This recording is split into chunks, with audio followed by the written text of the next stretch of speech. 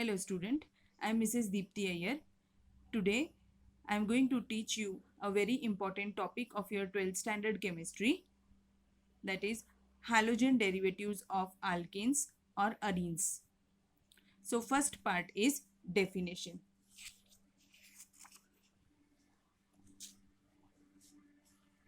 When one or more than one hydrogen of an aliphatic hydrocarbon or aromatic hydrocarbon is replaced by one or more than one halogen, the compound is termed as halogen derivative of alkane or arene.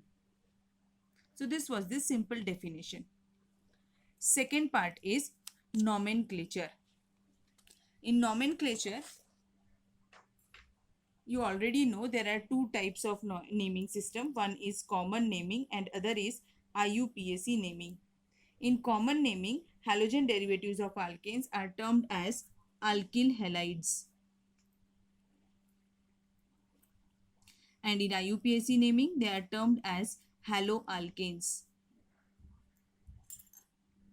Example, CH3Cl. Its common name is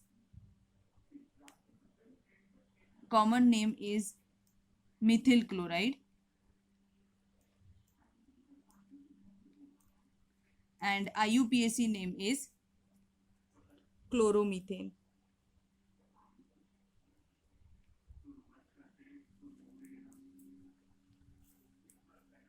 So this was all about the nomenclature.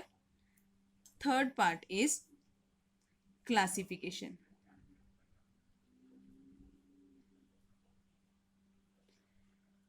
Halogen derivatives of alkanes are classified into two basic types. One is monohalogen derivatives and other is polyhalogen derivatives. Polyhalogen derivatives means what? When one hydrogen is replaced by one halogen. Example, from CH4, if I am going to replace one hydrogen with a halogen, it will become CH3X. So this is termed as monohalogen derivative. Polyhalogen derivative are further classified into three types. One is dihalogen derivative, second is trihalogen derivative, and tetrahalogen derivative. Di, as the name itself suggests, di means two, means when aliphatic hydrocarbon contains two halogen, it is termed as dihalogen derivative. Example, CH2Cl2. Trihalogen derivative means tri means three, means when there are three halogens, it will be termed as trihalogen derivative. Tetra means four, means when there are four halogens, it will be termed as tetrahalogen derivative. Now names of these compounds, this is dichloromethane, this one is chloroform, or we can also call it as trichloromethane. This one is tetrachloromethane or carbon tetrachloride.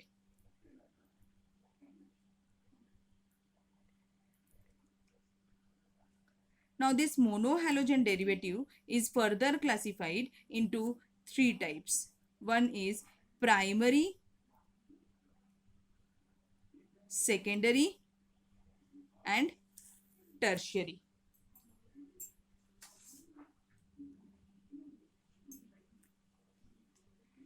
Primary alkyl halide means when the halogen is attached to a primary carbon, it will be termed as a primary alkyl halide.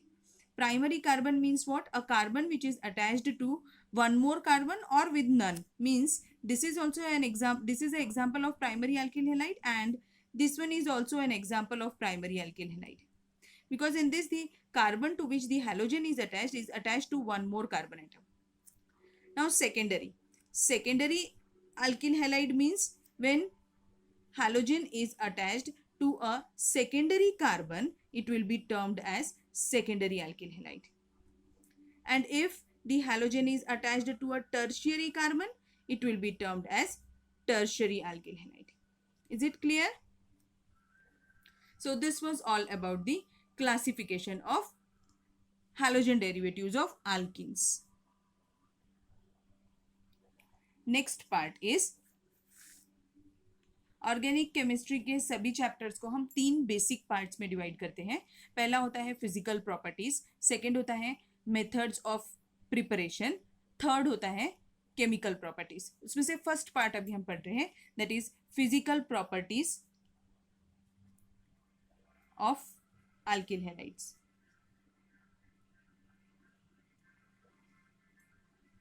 So first property is state. State means whether it is solid, liquid or gaseous in state, that we have to define. State is directly proportional to molecular mass. अगर molecular mass कम होगा तो state gaseous होगी, थोड़ा ज़्यादा होगा तो state liquid होगी, और अगर बहुत ज़्यादा होगा तो state solid होगी. स्टेट सिर्फ मॉलिक्यूलर मास पर ही डिपेंड करे ऐसा ज़रूरी नहीं है. ये एक और फैक्टर पे डिपेंड करती है, वो होता है inter molecular force of attraction. पर अभी हमें इस चैप्टर में उस चीज़ की ज़रूरत नहीं है, इसीलिए अभी हम उसे छोड़ देंगे. अभी हम सिर्फ इतना ही ध्यान रखेंगे, state is directly proportional to molecular mass. So their lower members will be gaseous in state, intermediates are liquid in state, and higher members are solid in state. Maximum number of compounds of halogen derivatives of alkanes are liquid in state. They are sweet smelling, colorless liquids. Second part, melting and boiling point. Melting and boiling point is also directly proportional to molecular mass. Means अगर molecular mass कम होगा तो उसका melting point या फिर boiling point कम रहता है. अगर molecular mass ज़्यादा होता है तो उसको मेल्ट करने में और बॉयल करने में ज़्यादा टाइम लगता है. That is melting point and boiling point. So it's first part is melting and boiling point के 2-3 पार्ट्स होते हैं, यानी 2-3 पार्ट में हम उसको पढ़ते हैं. तो फर्स्ट पार्ट पढ़ा रही हूँ अभी. जैसे सपोज करो कि मेरे पास में कंपाउंड है CH3F, CH3Cl, CH3Br और CH3I. So what will be the order of their boiling point? This will be the order. Why?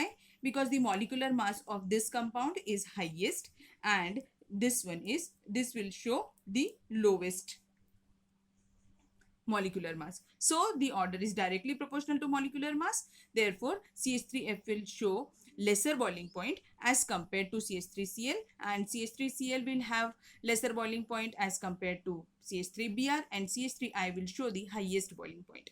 So means as the molecular mass increases, boiling point or melting point increases. This was the one of the example. Now if I am going to compare these halogen derivatives with hydrocarbons, let's see what happens. In case of hydrocarbons, example methane, and I am taking a example of halogen derivative, that is CH3X. This bond, carbon halogen bond, is polar in nature. As it is polar in nature, so its boiling point will be more as compared to hydrocarbons. Means always the hydrocarbon will show a lower boiling point as compared to halogen derivatives. ऐसे type के questions objective exam में पूछते हैं कि comparative study होती है, उसमें ऐसा क्वेश्चन आता है कि हाइड्रोकार्बन्स का एक एग्जांपल दिया होगा और हैलोजन डेरिवेटिव का, और फिर अरेंज करने के लिए पूछा रहेगा, इसीलिए ये वाला एक पार्ट बताया आपको. Second part is CH3F, CH3CH2F, CH3CH2, CH2F. Same चीज है. इसमें क्या कर रहे हैं हम, सिर्फ alkyl part increase कर रहे हैं और halogen same रख रहे हैं. So what will happen? This will show the highest boiling point and this will show the least. Means what we can say, what interpretation we can draw from this, that is as the alkyl part increases, boiling point increases. alkyl part increase होगा तो boiling point भी क्या होगा, increase होगा. Next point is the case of isomers. Isomers क्या होते हैं आपको पता है, compounds having same molecular formula but different physical and chemical properties are termed as isomers. पर अभी हमें यहाँ फिजिकल प्रॉपर्टीज पढ़ने के लिए स्ट्रक्चरल आइसोमर्स की जरूरत पड़ेगी। तो स्ट्रक्चरल आइसोमर्स क्या होते हैं, compounds having same molecular formula but different structures are termed as structural isomers. एक एग्जाम्पल ले लेते हैं उसका। सपोज करिए मेरे पास कंपाउंड है CH3 CH2 CH2 CH2 Cl. This is N-butyl chloride.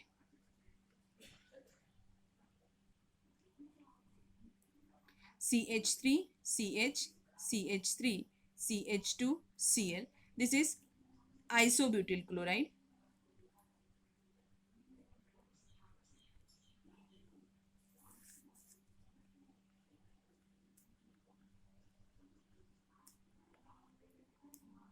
And this is tertiary butyl chloride. अब यहाँ पर क्या हो रहा है, सभी का मॉलिक्यूलर मास तो सेम है, अब हमें इसे अरेंज करना है। तो as the branching increases surface area decreases. जिसका सरफेस एरिया जितना कम होगा उसका बॉइलिंग पॉइंट भी उतना कम होगा, जिसका सरफेस एरिया जितना ज्यादा होगा उसका बॉइलिंग पॉइंट उतना ज्यादा होगा। या फिर हम ऐसा बोल सकते हैं as the branching increases boiling point decreases. तो यहाँ पर सभी का मॉलिक्यूलर मास सेम है, मीन्स अब हम मॉलिक्यूलर मास वाले रिलेशनशिप से तो इनको अरेंज नहीं कर सकते थे। तो अभी हमने क्या देखा, सरफेस एरिया से कर रहे हैं। सो इसका सरफेस एरिया सबसे ज्यादा रहेगा, फिर उसके बाद में इसका है और ये सबसे कम। सो ऑर्डर क्या हो जाएगा, एन ब्यूटिल क्लोराइड का सबसे ज्यादा बॉइलिंग पॉइंट हो जाएगा, सेकेंड आइसोब्यूटिल क्लोराइड का, और थर्ड टर्शियरी ब्यूटिल क्लोराइड का। So this was all about the physical properties regarding melting and boiling point. Now next and the last physical property is solubility. Solubility is inversely proportional to molecular mass. ये relationship मैंने इसीलिए बताया क्योंकि मैंने अभी के इससे पहले के दोनों ही प्रॉपर्टीज को मॉलिक्यूलर मास से रिलेट किया था, स्टेट को भी और मेल्टिंग और बॉइलिंग पॉइंट को भी। दो इस चैप्टर में हमें इसकी जरूरत नहीं है इस रिलेशन की, बट बता दिया मैंने। जैसे अगर एक गिलास पानी में मुझे 1 चम्मच शक्कर मिक्स करनी है तो जल्दी मिक्स हो जाएगी, और अगर 1 गिलास पानी में मुझे 4 चम्मच शक्कर मिक्स करनी है it will take time, means molecular mass increase होगा तो सॉल्युबिलिटी डिक्रीज होगी। But in case of halogen derivatives they are insoluble in water. So why they are insoluble in water? This is not only the reason कि molecular mass से हम relate करें, solubility also depends on the hydrogen bonding. जो species hydrogen bond form कर लेती है water के साथ वो water soluble होती है, जो hydrogen bond form नहीं कर सकती है वो water insoluble होती है। तो halogen derivatives are insoluble in water. As they are insoluble in water, reason बस इतना ही लिख सकते हैं हम कि they do not form hydrogen bonds, they do not form hydrogen bonds. Though the carbon halogen bond is polar, carbon hydrogen का bond polar था, अगर वो पोलर है तो polar compounds are soluble in water, पर ये डिसॉल्व नहीं होते। क्यों नहीं होते? क्योंकि सिर्फ पोलर होने से सॉल्युबिलिटी हो ऐसा नहीं है, डिसोल्यूशन एनर्जी भी इंपॉर्टेंट रखती है। तो यहाँ पर डिसोल्यूशन एनर्जी बहुत हाई है इसीलिए ये डिसॉल्व नहीं हो सकता। सो हम एक ही रीजन याद रखेंगे अच्छे से कि they do not form hydrogen bonds, इसीलिए वो वाटर में इनसॉल्युबल है। So this was all about the physical properties of alkyl halides. Next part जो अभी हमें पढ़ना है वो है मेथड्स ऑफ प्रिपरेशन, वो बताती हूँ अभी। So the next part is methods of preparation.